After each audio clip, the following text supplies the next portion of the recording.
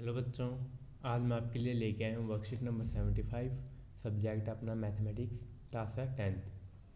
तो आज का जो टॉपिक है वो है डिवीज़न पे बेस्ड रियल नंबर के।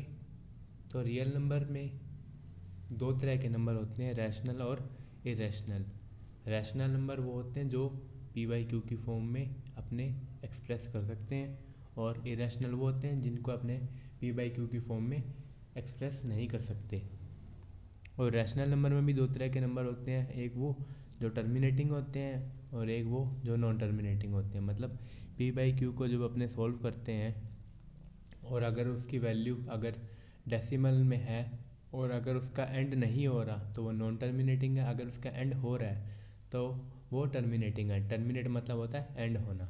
और इरेशनल नंबर में होता है नॉन टर्मिनेटिंग, और वो रिपीट भी नहीं होते और नॉन टर्मिनेटिंग होते हैं।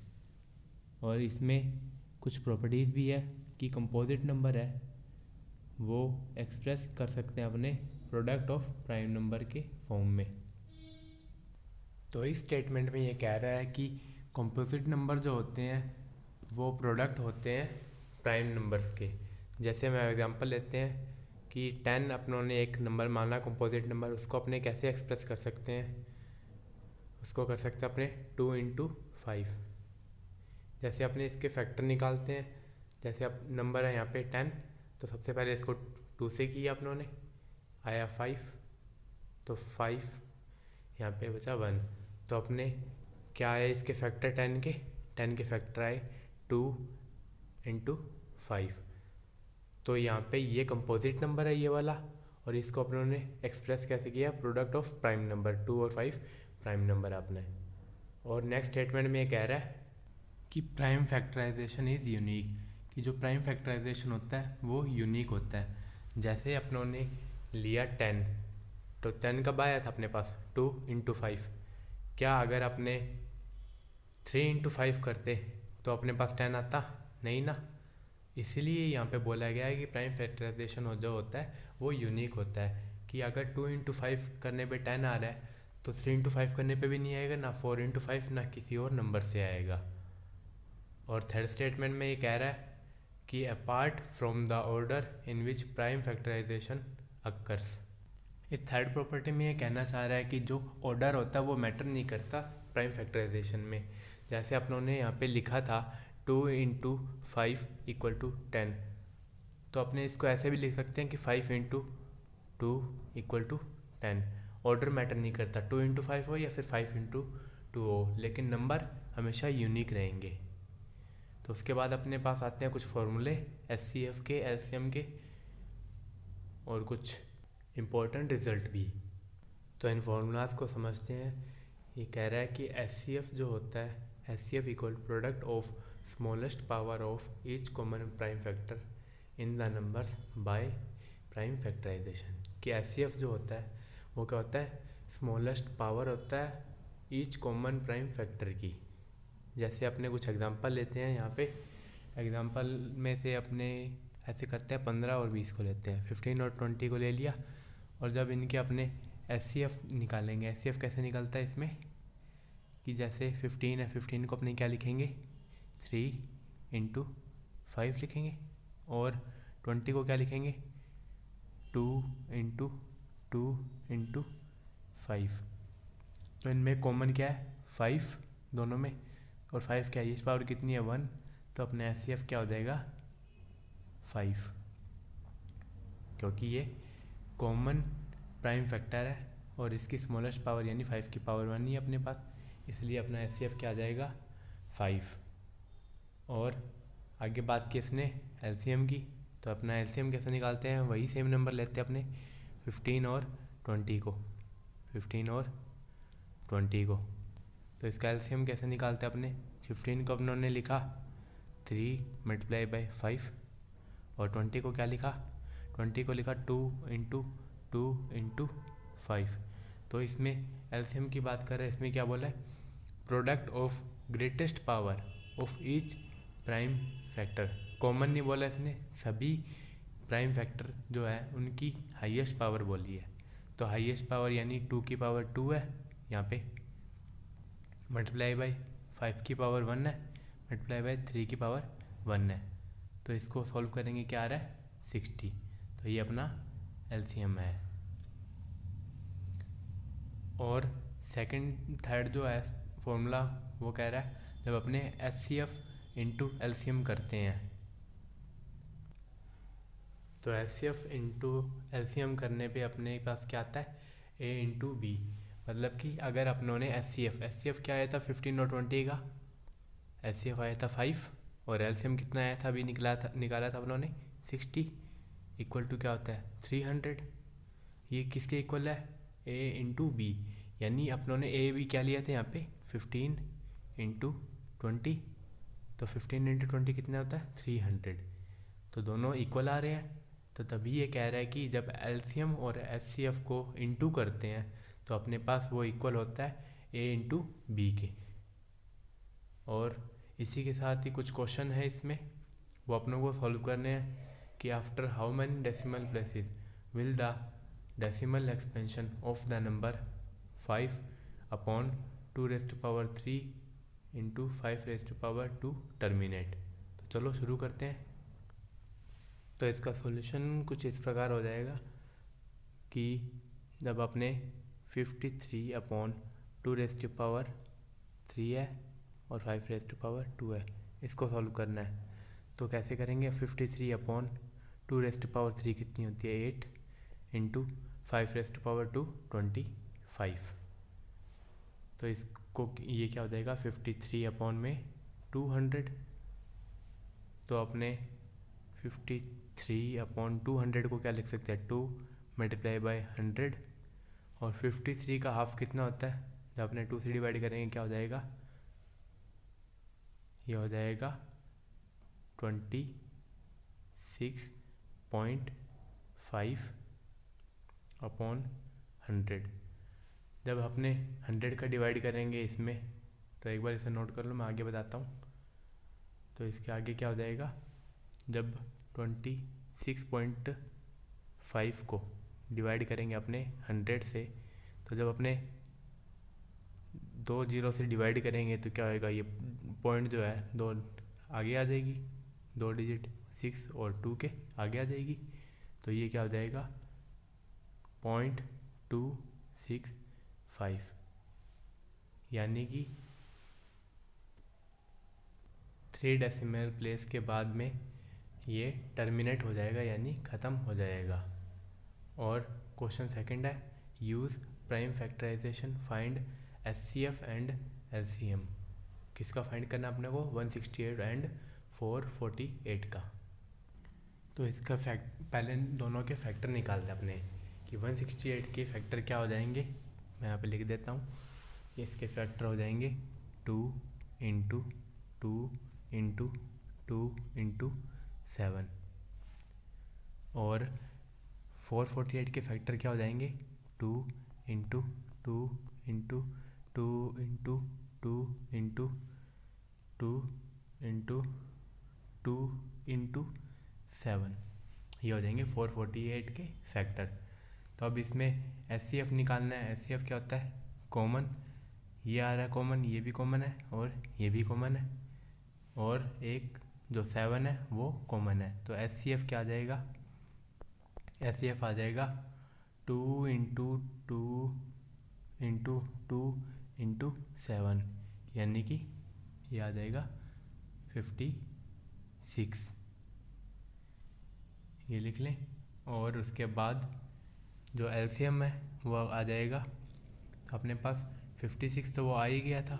उसके अलावा अपने पास बचा क्या क्या था उसमें बचा था अपने पास 2 इंटू 2 इंटू 2 इंटू 3 बचा था। तो इसको सॉल्व करने के बाद आ जाएगा 56 इंटू ये कितना हो गया 24। तो इसको सॉल्व करने पे आ जाएगा 1344, ये आपका एलसीएम हो जाएगा। और उसका नेक्स्ट क्वेश्चन है third, prove that √2 is an irrational number. तो चलो इसे शुरू करते हैं। तो इसका आंसर हो जाएगा इस तरह से। सबसे पहले अपने को क्या करना है, लेट करना है √2 जो है रैशनल नंबर है, यहाँ पे लेट कर लिया। उसके बाद यहाँ पे अपनों को बोलते हैं कि therefore √2 equal to p by q, यानी अपने √2 को क्या लिखते हैं, पी बाई क्यू की फॉर्म में लिखते हैं। और जहाँ पे पी बाई क्यू जो है वो है HCF है लीस्ट टर्म के, मतलब कि पी और क्यू क्या है, को प्राइम नंबर है। तो फिर अपने क्या करेंगे, स्क्वायर करेंगे दोनों साइड, जैसे √2 लिखा हुआ है इक्वल क्या है, पी बाई क्यू।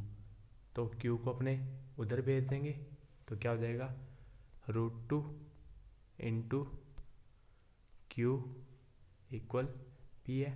दोनों साइड क्या करेंगे, अपने स्क्वायर करेंगे, तो 2q² इक्वल क्या आ जाएगा, p²। यही अपनों ने यहाँ पे लिखा है। और फिर हम लिख सकते हैं कि क्लियरली यहाँ पे अपने लगा देंगे डिविडेंड थ्योरम, और वो क्या होती है कि जो dividend equal divisor into quotient plus remainder. तो यहाँ पे p² इक्वल है 2 इंटू q² प्लस 0 के। तो 0 यहाँ पे रिमाइंडर है, यानी जब अपने 2 को p² से डिवाइड कर रहे हैं तो अपने पास आंसर आ रहा है, क्वेश्चन आ रहा है, वो आ रहा है q², और रिमाइंडर अपने पास है 0। इसको इस तरह से देखो, और उसके बाद इसको दे दो इक्वेशन फर्स्ट, यानी अपनों को पता लग गया यहाँ से कि 2 जो है वो है फैक्टर है p² का। तो इससे अपने ये भी लिख सकते हैं कि 2 जो है वो p का भी फैक्टर है। तो वह अपने आगे मान लेते हैं p इक्वल टू है 2m, और m क्या एक पॉजिटिव इंटीजर है। तो अपने दोनों साइड स्क्वायर करेंगे, p इक्वल टू है 2m है अपने पास, p इक्वल टू है 2m, दोनों साइड स्क्वायर करेंगे तो p² इक्वल टू 2m² हो जाएगा। तो p² इक्वल क्या आ जाएगा अपने पास, 4m² हो जाएगा, वही अपनों ने लिखा है। तो फिर p² इक्वल टू 4m², और p² की वैल्यू अपनों ने देखी थी, क्या थी, 2q²। इस इक्वेशन में रखने के बाद 2q² इक्वल टू 4m² हो जाएगा। 2 से 4 को काटा, q² इक्वल टू आ गया 2m²। तो यहाँ से अपने वापस से थ्योरम लगाएंगे, तो अपने को पता लग गया कि 2 जो है वो फैक्टर है 2m² का। तो फिर q2 जो होगा वो q² का भी फैक्टर होगा, क्योंकि q² इक्वल टू 2m² है। तो फिर यहाँ से अपने बोल सकते हैं कि q2 जो है वो q का भी एक फैक्टर है। तो हम यहाँ से कह सकते हैं कि जो दोनों p और q है उनका कॉमन फैक्टर क्या है, 2। लेकिन अपनों ने लेके चले थे उसे को प्राइम नंबर, यानी उसे p और q का जो HCF था अपने पास वो 1 था, लेकिन यहाँ पे अपने कॉमन फैक्टर क्या आ रहा है, 2 आ रहा है, जो कि गलत साबित हो रहा है, यानी सुपरपोजिशन अपना रॉन्ग है जो अपनों ने माना था। तो अपने आगे बोल सकते हैं कि अपना सुपरपोजिशन रॉन्ग है, इसलिए जो √2 है वो क्या होगा, रैशनल नंबर, क्योंकि हम मान के चले थे कि वो रैशनल नंबर मान के चले तो अब वो क्या होगा, इरेशनल होगा। शुरुआत में उन्होंने माना था कि √2 क्या एक रैशनल नंबर है, लेकिन जो अपनों ने माना था वो गलत निकला, यानी वो क्या होगा, इरेशनल नंबर होगा। उसके बाद आता है question 4th, without actually performing the long division determine the decimal expansion of the given rational number. अपनों को बताना है कि ये टर्मिनेटिंग है या फिर नॉन टर्मिनेटिंग। तो ये क्वेश्चन कैसे होगा, ये अपनों ने यहाँ पे स्टार्टिंग में पढ़ा था, ये रहा, कि जो टर्मिनेटिंग और नॉन टर्मिनेटिंग उसका पता कैसे चलता है। जो p/q की फॉर्म होती है उसमें जो q होता है यानी डिनोमिनेटर होता है वो किसकी फॉर्म में होना चाहिए, 2 की पावर 3, 2 की पावर 3 और 5 की पावर 2 के फॉर्म में, यानी कुछ एक्स्ट्रा नहीं आना चाहिए, सिर्फ 2 की पावर m हो और 5 की पावर n हो, यानी 2 और 5 की फॉर्म में ही होना चाहिए, उनकी पावर कुछ भी हो, कुछ एक्स्ट्रा टर्म नहीं आना चाहिए। जो अगर एक्स्ट्रा टर्म आती है तो वो क्या होती है यहाँ पे नॉन रिपीटिंग, और रिपीटिंग होते हैं और नॉन टर्मिनेटिंग होते हैं। और अगर कोई डिजिट ऐसे आ रही हो इस तरह से कि जो नॉन टर्मिनेटिंग भी हो और नॉन रिपीटिंग भी हो, इसमें तो रिपीट हो रहा है, और इसमें अगर नॉन रिपीटिंग होता है तो वो क्या होते हैं, इरेशनल नंबर होते हैं। तो इसके ऊपर अपने ये क्वेश्चन करते हैं इसके हिसाब से। तो अपने पास फर्स्ट क्वेश्चन है 17/1600। तो इसको अपने क्या लिख सकते हैं, 17/1600 को क्या लिख सकते हैं अपने 16 मल्टीप्लाई बाई 100 लिख सकते हैं। और 16 को क्या लिख सकते हैं अपने 2 की पावर 4 मल्टीप्लाई बाई 100 को के फैक्टर क्या हो जाएंगे अपने पास 2 इंटू 2 इंटू 5 इंटू 5। इससे लिखें, मैं आगे लिखता हूँ, फिर आगे इसके फैक्टर ये हो जाएंगे। तो इसको आगे सॉल्व करते हैं, तो ये क्या हो जाएगा 2 की पावर 6 इंटू 5 की पावर 2। तो ये p की पावर m और q की पावर n, यानी 2 की पावर 6 और 5 की पावर 2 इस फॉर्म में आ गए। 2 और 5 की पावर, ये सिर्फ कोई एडिशनल टर्म नहीं है, तो अपने कह सकते हैं ये टर्मिनेटिंग है, यानी इनको डिवाइड करेंगे जब अपने, तो ये कहीं ना कहीं जाके टर्मिनेट हो जाएंगे, कहीं ना कहीं जाके ख़त्म हो जाएंगे। और सेकंड क्वेश्चन है, सेकंड क्वेश्चन में क्या है 45 अपॉन, अपने सीधा अपॉन वाली टर्म को लेके चलते हैं। 2 की पावर 3 है, 5 की पावर 2 है और 7 की पावर अपने पास क्या है यहाँ पे 2 है। तो यहाँ पे क्या हो गया, एडिशनल टर्म 7 की पावर 2 आ गई। तो अपने ये कह सकते हैं कि ये क्या है, नॉन टर्मिनेटिंग और रिपीटिंग। क्या ये नॉन टर्मिनेटिंग और रिपीटिंग टर्म। और थर्ड क्वेश्चन है, थर्ड क्वेश्चन में पूछा है, उसमें सीधा ही सामने दिया हुआ है कि 2 की पावर 3 है, q जो है 2 की पावर 3 है और 5 की पावर 2 है, यानी इस फॉर्म में दिया हुआ है 2 की पावर समथिंग है और 5 की पावर समथिंग है। तो ये क्या हो जाएगा टर्मिनेटिंग। और उसके बाद अपने पास आता है question fifth, for the given decimal expansion of the number take the correct option, यानी अपने को बताना है कि ये रैशनल है या फिर इरेशनल। रैशनल नंबर कौन से होते हैं, जो कि टर्मिनेट हो जाते हैं। तो यहाँ पे फर्स्ट क्वेश्चन टर्मिनेट हो रहा है, तो यानी ये रैशनल नंबर है। और सेकंड क्वेश्चन में क्या दे रखा है कि ये डॉट डॉट डॉट डॉट दे रखा है, यानी अपनों को कुछ पता नहीं है कि कहाँ जाके टर्मिनेट हो रही है, हो भी रही है या नहीं हो रही, यानी ये क्या है नॉन टर्मिनेटिंग है, इसलिए ये क्या हो जाएंगे इरेशनल नंबर। क्योंकि इरेशनल नंबर में क्या होगा, रिपीट नहीं होते, यहाँ पे रिपीट नहीं हो रहे, क्योंकि 110 के बाद यहाँ पे 1100 आ रहा है, सेम आए तो वो रिपीटिंग होता है, यानी ये इरेशनल नंबर है। और थर्ड क्वेश्चन में क्या है 2.35 पे बार है, यानी 2.353535 ऐसे चलेगा। तो ये क्या है रिपीट हो रहे हैं और नॉन टर्मिनेटिंग है, यानी ये रैशनल नंबर है। तो रैशनल फर्स्ट का आ जाएगा रैशनल, सेकंड का आ जाएगा इरेशनल, थर्ड का रैशनल। इसके साथ ही अपनी ये वर्कशीट कंप्लीट होती है।